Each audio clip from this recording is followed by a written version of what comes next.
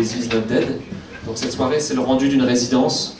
Donc résidence à laquelle Anne-Sophie Thirillon, Christophe Hacker à la vidéo, Jean-Marc Vadel et Thomas Fernier que vous verrez ensuite. Donc merci à Bruno et à Pierre de nous avoir donné la possibilité d'avoir une résidence au sein des voûtes. À côté, je vous invite ensuite à aller à une super exposition d'Aurélie qui est debout, là, qui me prend en photo. Merci Aurélie. Aurélie Déré, une exposition sur l'Inde. Donc voilà, donc merci d'être venu dans cet endroit.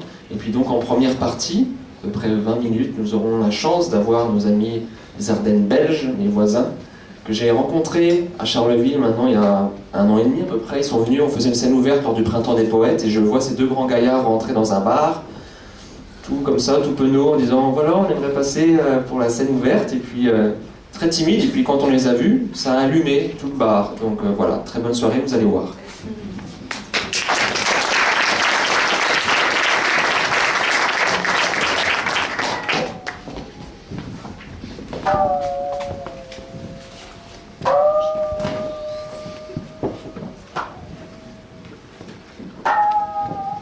Un samedi, au parc à conteneurs, à la déchetterie. En Ardennes, on estime un homme sur sa capacité à réaliser des marches arrière précises avec une remorque.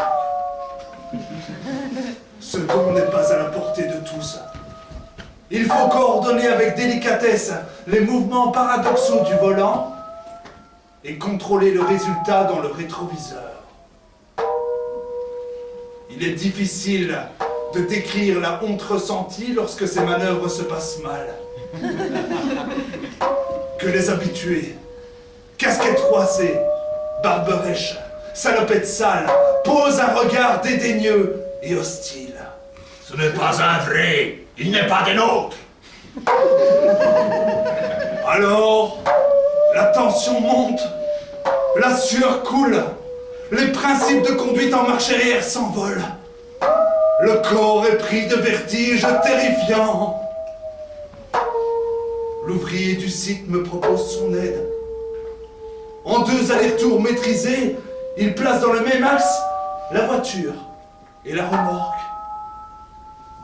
En le remerciant, je ne peux m'empêcher de regretter amèrement de l'avoir frappé quand nous étions enfants.